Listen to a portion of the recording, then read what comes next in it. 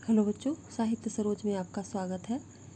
तो मैं आशा करती हूँ कि आप लोग बहुत अच्छे से होंगे, मेरे वीडियो को पसंद करते होंगे।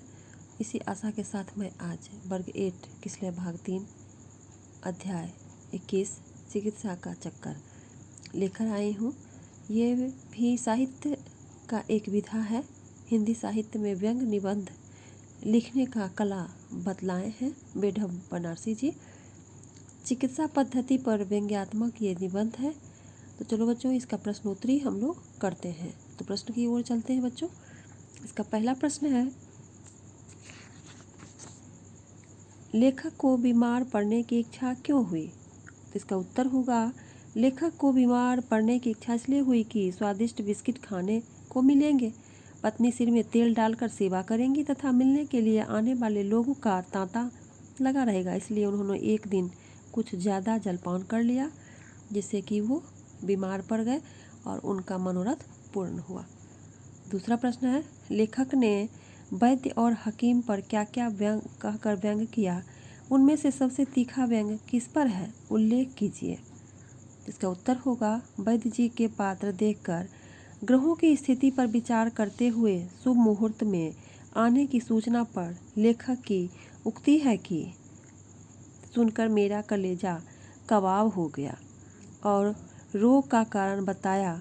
तब लेखक ने यह कहकर व्यंग किया कि जरा अलमारी के आपटे को कोस तो लेते जाइए, दवा पीछे होगी, पहले समझ तो लूँ कि मुझे क्या रोग है। हकीम जी के संबंध में लेखक की व्यंग्योक्ति उसके वेशभूषा, उसके शरीर का दुबलापन इत्यादि पर है। अंत में हकीम जी पर टिप्पणी लेखक ने शब्दों में की है, रहते थे बनारस में मगर कान काटते थे लखनऊ के। वैद्य हकीम पर उनका तीखा व्यंग है।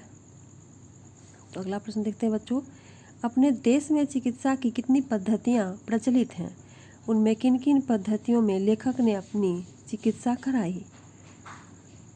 तो इसका उत्तर होगा, हमारे देश में प्रचलित मुख्य चिकित्सा पद्धति हैं एलोपैथिक, आयुर्वेदिक, होम्योपैथिक, यूनानी, प्राकृतिक चिकित्सा पद्धति, झाड़ फूक तथा चीनी चिकित्सा पद्धति। इसमें से लेखक ने एलोपैथिक, आयुर्वेदिक और यूनानी चिकित्सा पद्धति से अपना इलाज करवाई। तो अगला प्रश्न है, इस पाठ से हास्य और व्यंग को छांटते हुए लिखिए।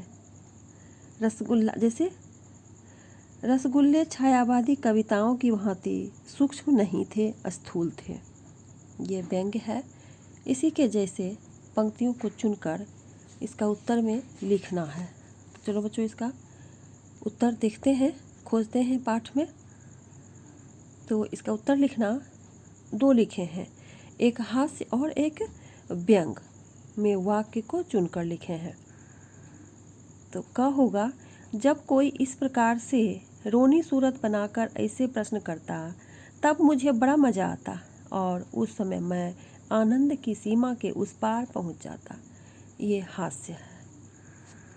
ख में लिखना, डॉक्टर साहब सरकारी अस्पताल के थे, उनके इक्के पर तशरीफ़ लाए। सूट तो वे ऐसा पहने हुए थे कि मालूम पड़ता था प्रिंस ऑफ वेल्ट के बैलेंस हो। ऐसे सूट वाले का इक्के पर आना वैसे ही मालूम हुआ जैसे लीडरों का मोटर छोड़कर पैदल चलना। ये सरकारी डॉक्टर पर व्यंग है। तो बेढब बनारसी जी इस वाक्य के माध्यम से चिकित्सा पर व्यंग किए हैं। तो अगला प्रश्न है, किसने कहा किससे? तो इसको देखते हैं। इसमें 4 वाक्यांश हैं। तो पहले क देखते हैं, मुझे आज सिनेमा जाना है, तुम अभी खा लेते तो अच्छा था। तो इसका उत्तर होगा, लेखक की पत्नी ने लेखक से कहा। ख वाक्यांश है, घबराने की कोई बात नहीं है, दवा पीजिए, 2 खुराक पीते पीते आपका दर्द गायब हो जाएगा। ख का होगा, डॉक्टर ने लेखक से कहा। ग है, वायु का प्रकोप है, यकृत में वायु घूमकर पित्ताशय में प्रवेश कर आंत में जा पहुंचा है। वैद्य जी ने लेखक से कहा, घ है, 2 खुराक पीते पीते आपका दर्द वैसे ही गायब हो जाएगा जैसे हिंदुस्तान से सोना गायब हो रहा है। इस वाक्य का भाव स्पष्ट करें। तो इसका भाव होगा कि जिस प्रकार हमारे देश में ब्रिटिश सरकार का शासन लागू था, उस समय हमारे देश को अंग्रेज़ों ने कैसे खोखला कर दिया और हमारे भारत देश जो सोने की चिड़िया कहलाती थी, यहाँ के सोने को गायब कर दिया, यानी कि अपने मुल्क में पहुँचा दिया। तो अब आगे देखते हैं, पाठ से आगे का प्रश्न है, एलोपैथिक, होम्योपैथिक और आयुर्वेदिक चिकित्सा से आप क्या समझते हैं? इसका उत्तर होगा, एलोपैथिक एक आधुनिक पद्धति है जिसमें एंटीबायोटिक दवाओं का प्रयोग होता है। इसमें चिकित्सक रोगी के खून, पेशाब, पखाना का जांच करवाते हैं। उसी के आधार पर, जांच के आधार पर ही उन्हें दवा दी जाती है। होम्योपैथिक दवाई का, जिसमें रोगी के रोगों के आधार पर उनको दवा दी जाती है और उनके लक्षण को पूछकर चिकित्सा की जाती है। आयुर्वेदिक ये सबसे प्राचीन पद्धति है। इसमें जड़ी बूटियों, पेड़ पौधों के पत्ते, बीजों तथा जड़ के या तना के छाल से चिकित्सा की जाती है। उसके पाउडर या गोलियां बनाकर दी जाती है।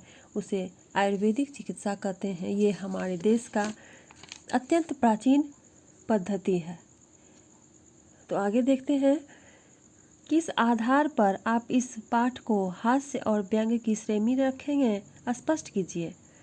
इसका उत्तर होगा, घटना के आधार पर इस पाठ को हास्य एवं व्यंग्य की श्रेणी में रखा गया है। जब लेखक जरूरत से अधिक भोजन कर लेता है तो वह दर्द का शिकार हो जाता है।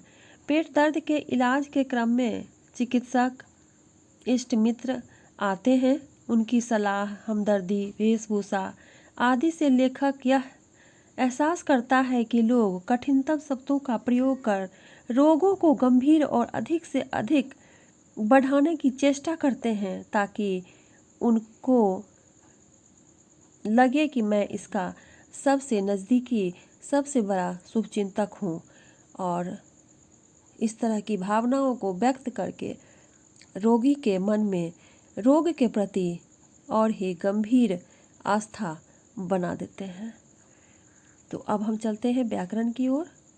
इस पाठ में उपर्युक्त व्याकरण को चुनकर लिखिए। अब बच्चों कुछ व्याकरण को देखते हैं जो कि लेखक ने इस पाठ को लिखने के दरमियान किया है।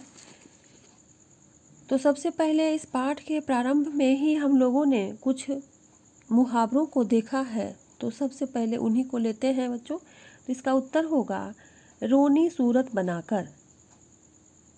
इसका अर्थ होगा लाचारी भाव में। इसका हम लोग वाक्य में प्रयोग करेंगे, रोनी सूरत बनाकर तुम दंड से नहीं बच सकोगे। जब हम किसी को दंडित करते हैं तो वो रुआंसा हो जाता है। तो उसी पर हम लोग इस वाक्य को तैयार किए हैं। दूसरा होगा रफू चक्कर करना, झटपट भाग जाना। तो इसका वाक्य बनेगा, पॉकेट मार, जेब काट कर रफू चक्कर हो गया। तबीयत फड़क उठना, इसका होगा उत्साह के कारण प्रसन्न हो जाना। विद्यालय जीवन के दोस्त को आज एकाएक देखकर तबीयत फड़क उठी। कलेजा कबाब होना, क्षोभ से भर उठना। सौत की बातें सुनकर बड़ी मालकिन का कलेजा कबाब हो गया। तो बच्चों, इस तरह से हमने कुछ मुहावरों को लिया है। तो फिर आगे देखते हैं, इन युग्म शब्दों के अर्थ लिखिए। तो क है प्रसाद। तो इस प्रसाद का मतलब होता है आरती के बाद भगवान का जो भोग लगता है उस प्रसाद को अपने परिजनों में बांटना। नीचे प्रासाद है। इस प्रासाद का अर्थ होता है भवन। इस भव्य प्रासाद को राष्ट्रपति भवन कहते हैं। दिव्यता हो यानी कि बड़ा सा क्षेत्र में एक भवन हो, उसी को प्रासाद कहते हैं। ख है भवन। भारत के राष्ट्रपति राष्ट्रपति भवन में रहते हैं। दूसरा है भुवन। भुवन माने परमेश्वर ही त्रिलोक के स्वामी हैं। भुवन माने होता है त्रिलोक। कांति। जहर का प्याला पीते समय भी सुकरात के चेहरे पर कांति था, मतलब रौनक होता है। कांति का अर्थ रौनक होता है। क्रांति मीन्स क्रांति होता है किसी चीज़ का अभियान। इंग्लैंड में रक्तहीन क्रांति हुई थी। घ है भव। भव मीन्स यहाँ है साग। भव मीन्स यहाँ है संसार से। भवसागर से पार होने का सरल उपाय मानवता की पूजा है। भव्य। भव्य में बड़ा।